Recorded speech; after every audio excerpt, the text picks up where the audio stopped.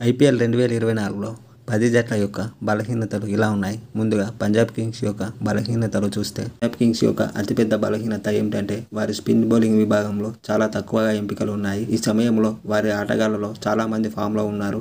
ఇది పంజాబ్ టీంకు సవాళ్లను కలిగిస్తుంది. ఆ తర్వాత ఐపీఎల్ 2024 సీజన్కి రాజస్థాన్ రాయల్స్ యొక్క బలహీనతలు ఇలా ఉన్నాయి. రాజస్థాన్ రాయల్స్ యొక్క అతిపెద్ద బలహీనత ఏమిటంటే బలమైన ఆల్రౌండర్ల బృందం లేకపోవడమే. ప్రస్తుతం తమ జట్టులో ఆల్రౌండర్ అశ్విన్ మాత్రమే ఉన్నారు. ఈ నేపథ్యంలో రాజస్థాన్కు కష్టాలు తప్పకపోవచ్చు. అలాగే ఐపీఎల్ 2024లో ఢిల్లీ క్యాపిటల్స్ యొక్క బలహీనతలు ఇలా ఉన్నాయి. ఢిల్లీ జట్టులో బ్యాటింగ్ వారి ముఖ్యమైన బలం అని చెప్పవచ్చు. అయితే వారి జట్టులో మంచి ఫినిషర్ లేకపోవడం వారికి అతిపెద్ద బలహీనత. నిజానికి జట్టు కెప్టెన్ రిషబ్ పంత్ గాయం కారణంగా గత సీజన్లో జట్టులో భాగం కాలేకపోయాడు. మరియు ఏ ఆటగాడు కూడా ఫినిషర్ పాత్రను నెరవేర్చకుండానే జట్టు విజయాలు సాధించడానికి కష్టపడింది. ఈ అంశం ఈ సీజన్లోనూ ఢిల్లీని గణనీయంగా ఇబ్బంది పెట్టే అవకాశం ఉంది. అలాగే రిషబ్ పంత్ ఈ ఏడాది ఆడుతాడా లేదా అనే అనుమానం ఉంది. ఇది ఇలా ఉంటే ఆర్సీబీ యొక్క బలహీనతలు ఇలా ఉన్నాయి.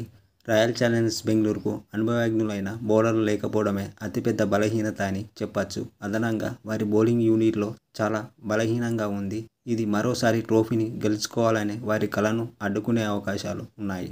ఇది ఇలా ఉంటే కేకేఆర్ యొక్క బలహీనతలు ఇలా ఉన్నాయి. కేకేఆర్లో ఒక స్పష్టమైన బలహీనత వారి ప్రధాన ఆటగాళ్లు బలీయమైన ప్రతిభను ప్రదర్శించినప్పటికీ గాయాలు లేదా పేలవమైన ఫామ్ను కేకేఆర్ దెబ్బతీస్తుంది. వారి వేగాన్ని కొనసాగించేందుకు తగిన ప్రత్యామ్నాయాలు లేవు. అంటే కేకేఆర్ జట్టులో బ్యాకప్ ప్లేయర్లు బలంగా లేరు. మిచెల్ స్టార్క్కు మద్దతుగా ప్రపంచ స్థాయి పేస్ అటాక్ లేకపోవడం మరో బలహీనత. స్టార్క్ కొత్త బంతితో ఒక శక్తివంతమైన శక్తి అయితే పేస్ బౌలింగ్ కోసం కేకేఆర్ అతనిపై ఆధారపడుతుంది.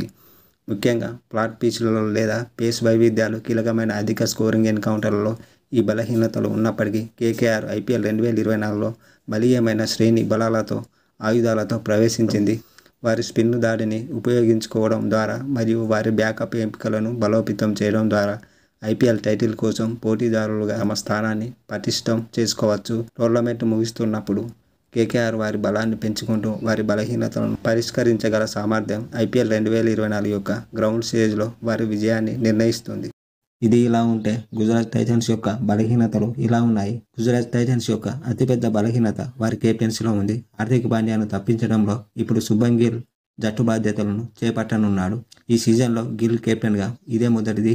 కెప్టెన్సీలో అతనికి అనుభవం లేదు. అదనంగా జీటీ స్క్వాడ్లో నాణ్యమైన ఫాస్ట్ బౌలింగ్ ఆల్రౌండర్లు లేరు. ఇది ఇలా ఉంటే సిఎస్కే యొక్క బలహీనతలు ఇలా ఉన్నాయి. సిఎస్కే యొక్క అతిపెద్ద బలహీనత వారి ఫాస్ట్ బౌలింగ్లో ఉంది. ప్రస్తుతం జట్టులో అనుభవజ్ఞులైన అంతర్జాతీయ పేసర్లు లేరు.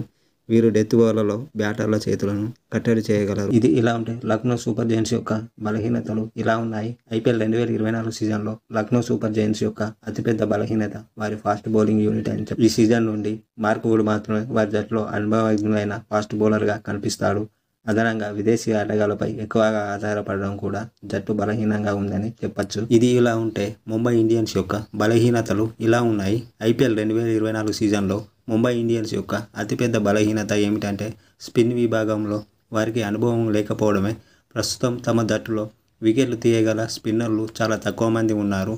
అదనంగా కెప్టెన్సీలో ఆకస్మిక మార్పు కూడా జట్టులో అశాంతికి దారితీయవచ్చు. ఇది ఇలా ఉంటే ఎస్ఆర్హెచ్ యొక్క బలహీనతలు ఇలా ఉన్నాయి. సన్ రైజర్స్ హైదరాబాద్ యొక్క అతిపెద్ద బలహీనత జట్టులో ఫామ్లో లేని భారత బ్యాట్స్మెన్లు ఉన్నారు. అదనంగా జట్టులో అధిక సంఖ్యలో విదేశీ ఆటగాళ్లు ఉండడం వలన మెరుగైన ప్లేయింగ్ లెవెన్ని ఎంపిక చేయడం మేనేజ్మెంట్కు సవాలుగా మారింది.